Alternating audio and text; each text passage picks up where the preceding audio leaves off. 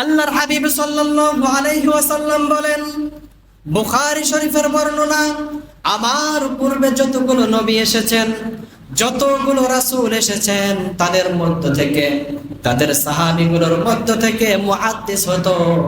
আর আমার সাহাবীদের মধ্য থেকে যদি কেউ মুহাদ্দিস হতো, সেটা অন্য কেউ নয়, আমার ওমর হতো। আল্লাহু আকবার। পূর্বের জামানার নবীর সাহাবীদের মধ্যে মুহাদ্দিস হতো, বিশাল বড় বড় মুহাদ্দিস হতো।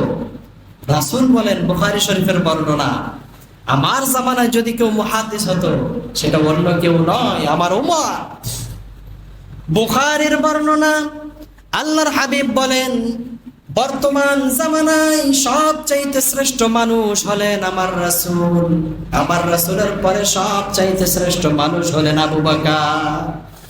আর এই আবু বকরের পরে সবচাইতে শ্রেষ্ঠ মানুষ হলেন আমার ওমর।